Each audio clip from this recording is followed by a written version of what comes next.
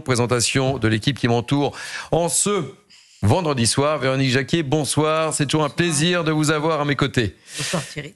Olivier Benkemoun. Bonsoir Thierry. Bonsoir. Bien le bonsoir Olivier Benkemoun. Louis de Ragnel, journaliste politique Europe 1. Bonsoir Thierry. Ravi de vous retrouver. Paul Amar. Bonsoir. Toujours un bonheur également de vous avoir. On va commencer par ce qui s'est passé, si vous le voulez bien, avec ce triste spectacle à la Philharmonie hier soir à Paris, avec des activistes qui se sont mobilisés. On se demande comment ils ont pu pénétrer avec tous ces feux, etc. Peut-être qu'ils étaient à l'intérieur déjà. Peut-être qu'ils étaient à l'intérieur. C'est des gens qui étaient de la CGT à l'intérieur de. Il faudra qu'il y ait une enquête. Et il faudra qu'il y ait une enquête parce qu'il y avait des alertes. On n'était pas sans savoir qu'il était possible qu'il se passe des choses. Je propose d'écouter cette séquence et puis on va en parler. Normalement, on a un invité qui va témoigner, qui était hier soir à la Philharmonie. D'abord, quelques séquences.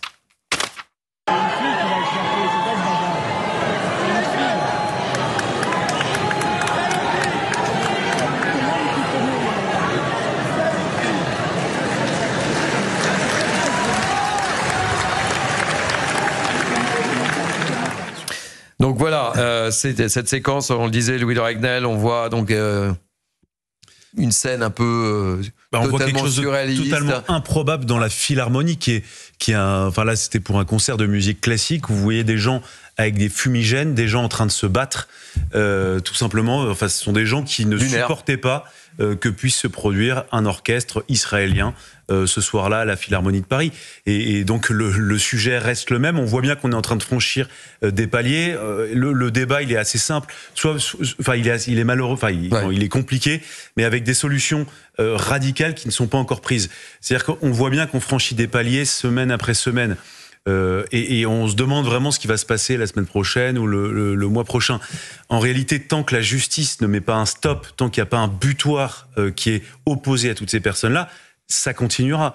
La solution n'est absolument pas de dire on va pas lancer un plan escorte policière pour toutes les personnes qui vont assister à des spectacles, à des matchs, à n'importe quoi, dès lors qu'il y a des Israéliens ou des gens supposés israéliens ou supposés amis d'Israël. La solution, c'est absolument pas, parce qu'on entend maintenant, c'est le concours Lépine de toutes les mauvaises solutions. Il y a avec plein de gens qui vous disent voilà, et donc il faut des cartes de CRS partout.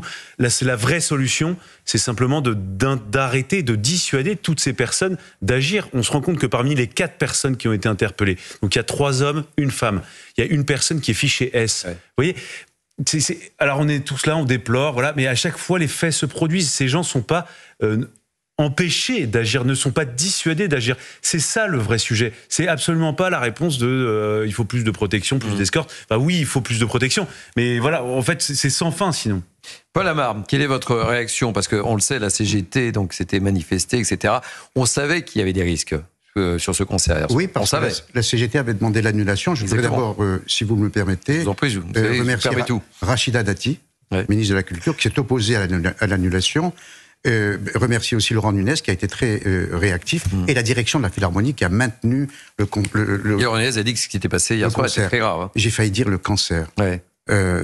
Lapsus intéressant. Lapsus intéressant. Avec toutes ces métastases. Vous savez, vous avez dit la CGT est sortie complètement du champ syndical, est entrée dans le champ politique. Et la CGT devient aujourd'hui, parce qu'il faut contextualiser pour tenter de comprendre ce qui est en train de se passer dans notre pays, est en train de devenir le 4e pilier d'un islamisme radical qui a 4 branches. Une branche extérieure, Téhéran, qui est à la manœuvre. Une branche intérieure, les frères musulmans, une branche politique, on le sait, LFI, et une branche désormais syndicale, la CGT. Ça n'est pas un hasard si Thomas Porte, je reviens là-dessus, était aux portes de Gaza, si j'ose dire, le 6 octobre, la veille du pogrom. S'il est allé ensuite au Liban, rencontrer des gens du Hezbollah et du FPLP. Thomas Porte est un agent de liaison entre LFI et Téhéran. Et le combat qui est mené aujourd'hui, les agressions multiples, quasiment quotidiennes de la CGT, de LFI, sont des consignes données par Téhéran et par Alger. Voilà pourquoi il faut contextualiser, et la réponse, elle est évidemment sur le terrain, et Louis a raison de le dire, mais elle est aussi et d'abord politique et géopolitique.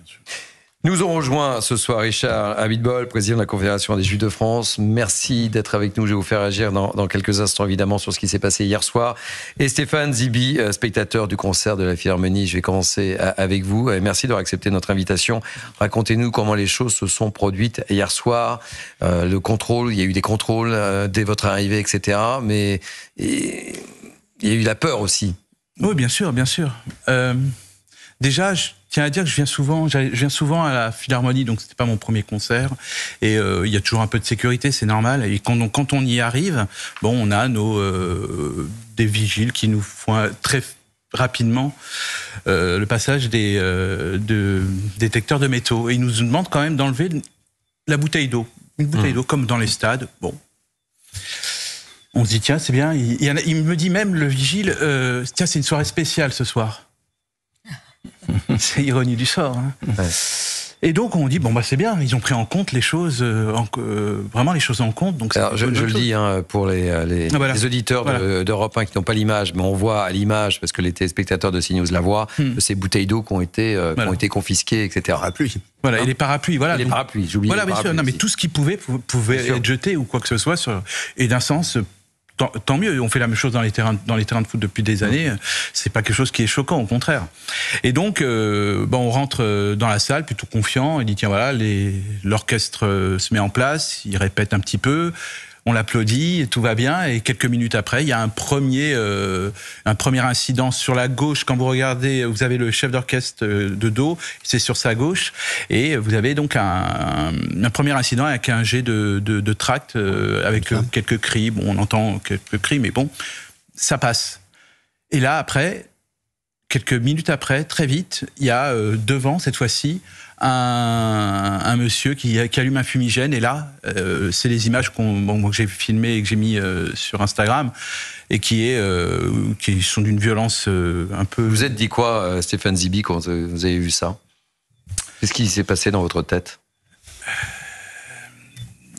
Moi, sincèrement, à ce moment-là, je voyais déjà les réactions des musiciens, et ils ont pris la décision de sortir. Donc, ils vont pas réussir à le faire arrêter le concert, c'est pas possible. Nous, on restait, on était là pour applaudir, on ne voulait pas baisser les bras parce que c'est une façon de les faire gagner. Totalement... Vous avez eu peur et vous êtes dit quoi quand vous avez dit ça?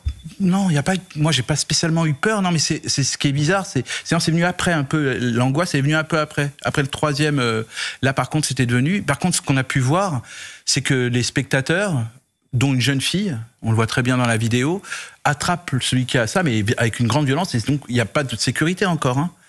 Donc, c'est les spectateurs qui ont fait extrait le truc. Hein. Donc, on le voit là sur la vidéo. Ouais, on voit sur la vidéo. Ben voilà. Ouais, les auditeurs d'Europe 1. Et donc, c'est ça qui est quand même choquant. Et ensuite, donc, il y a eu le troisième incident. Et le troisième incident, il y avait beaucoup plus de fumigène. Je dis, mais d'où ils sortent? On nous a interdit les bouteilles d'eau. On nous a interdit les objets qui pouvaient éventuellement être blessants. Et donc, il y a ça qui rentre dans une salle. Mais comment est-ce possible? Je sais pas, on est 10 ans après le 13 novembre. Ouais, c'est ce que j'allais vous dire. Mais c'est pas... Franchement, je sais pas que... Je me dis, mais... c'est pour ça que je vais vous poser la question. On peut pas faire sincèrement, est-ce que vous avez eu peur ou pas? Parce que non, mais évidemment, après... ça a du sens. Le 13 novembre, c'est dans quelques jours. Oui, mais je sais même pas si ces gens-là ont tilté ce qu'ils faisaient. Je sais pas. Je me demande même, franchement, je vous dis la vérité, on est tellement à un niveau de bêtise, que je pense même pas qu'ils réfléchissent à ça. Ils réfléchissent basiquement. Il y a Israël, on fait un truc. Point. Et en plus, je sais pas, moi, une salle de spectacle, c'est un sanctuaire, encore plus depuis le Bataclan. On n'y touche pas. Quand on sait en plus que, j'ai vu dans la presse qu'il y avait un fichier S qui était dans les 4. Mais c'est juste... On interdit des bouteilles d'eau et des parapluies, sans mieux, mais on fait rentrer un fichier S avec des fumigènes. Imaginez si c'était autre chose. Imaginez si c'était des armes. Je sais pas, Manon Aubry qui dit que c'est... Je condamne pas, mais si ça avait été des armes, qu'est-ce qu'elle aurait dit? Mais franchement, là, donc après, non, je vous dis, là par contre, il y a eu quelque chose d'important, c'est que pendant toute la première partie, quand ça s'est calmé, dès qu'on voyait quelqu'un partir aux toilettes, ou je sais pas, on disait mais qu'est-ce qu'il va nous faire, qu'est-ce qu'il va nous sortir? Et donc là, on s'est dit bon, et c'est après, les artistes ont été formidables, ils ont calmé le jeu, ils ont gardé leur sang-froid, le pianiste nous a fait un petit morceau, ça a calmé tout le monde, et la deuxième partie a eu plus de magie que peut-être jamais peut-être ils ont eu, mais il s'est passé quelque chose. Et on voit la force de la musique. Stéphane, mais là, quand on voit Oui, l'orchestre quitter la salle la première fois, c'est après le premier incident, en fait, c'est terrible parce qu'on se dit que les gens qui sont en train de manifester dans la salle ont gagné. Ouais. Et c'était la première bataille. Et heureusement qu'ils n'ont pas gagné. Et heureusement que cet orchestre formidable est revenu. Et heureusement que ce concert a été maintenu. Parce que parmi ceux qu'il faut remercier, c'est aussi la direction de la Philharmonie qui a maintenu ce concert alors qu'il a été annulé en Belgique. Mais la question, c'est qu'aujourd'hui, et je le redis et je le répète, il y a une chasse aux Juifs. Il y a une chasse aux Juifs en France. Elle concerne les Français juifs, mais elle concerne, et c'est la preuve avec ce qui s'est passé à la Philharmonie, elle concerne tous les Juifs, même lorsqu'ils viennent de l'étranger, et encore plus lorsqu'ils viennent d'Israël. Richard Abitbol. Oui, je rejoins totalement ce que dit Olivier. Il faut arrêter de voir un problème vis-à-vis d'Israël. C'est vraiment de l'antisémitisme pur et dur. Je dirais que hier, c'est la goutte d'eau qui a fait déborder la vase antisémite. Parce que c'est vraiment une vase antisémite qui est en train de submerger notre pays aujourd'hui. J'avoue que là, je suis en colère restreinte parce que vraiment, on en arrive à bout. On arrive à quelque chose qui devient totalement insupportable quand on voit que non seulement des individus aussi décérébrés sont capables de faire des choses pareilles, mais quand on voit que les responsables politiques, y compris Madame Aubry et Monsieur Mélenchon, que j'ai entendu aujourd'hui, dire que c'est tout à fait normal de réagir ainsi face à un génocide qui n'existe pas, d'ailleurs, qui est complètement fantasmatique. Je dis là, on met de l'huile sur le feu. Et j'avoue, ici, j'accuse un peu notre gouvernance qui ne fait pas le nécessaire. Pour moi, elle ne fait pas le nécessaire. Parce que quand on a des événements comme ça, c'est pas 4 personnes qui auraient dû être mis en garde à vue. C'est 20, 30. Et surtout, aller chercher les commanditaires, c'est-à-dire la CGT. Il faudrait regarder un peu l'histoire de la CGT. Est-ce qu'il y a complicité ou pas et se rappeler ce qu'était la CGT dans les années 40 et comment elle a collaboré. Donc, je pense qu'aujourd'hui, il faut revenir aux fondamentaux, c'est-à-dire attaquer les commanditaires, arrêter les gens et les faire condamner de manière vraiment sérieuse pour que ça s'arrête.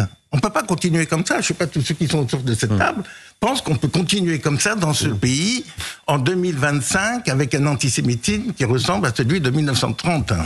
On marque une première pause sur Europe 1 et sur CNews. On poursuit nos échanges. Stéphane Zebi, merci d'être passé nous voir pour nous raconter ce que vous avez ressenti, ce que vous avez vécu hier soir. Votre témoignage était important. On se retrouve sur CNews et sur Europe 1 dans quelques instants. On parlera d'Amir. Et oui, on parlera de la culture et pas de la culture qu'on aime malheureusement, puisque Amir aussi a pris la parole. C'était cette semaine. Oui, en début de semaine, lors d'un concert privé, vous aurez les images, c'était à Boulogne. Mais ce que je peux vous dire, c'est vraiment l'antisémitisme le plus crasse qu'on est en train de vivre. C'est qu'il y avait un service de sécurité qui était incroyable pour un concert d'un artiste qui ne devrait pas être sous protection policière. Vous savez quoi ? Et l'amour. La paix et l'amour. Et on va parler de la paix et de l'amour juste après. Sur Europe 1, sur CNews, à tout de suite.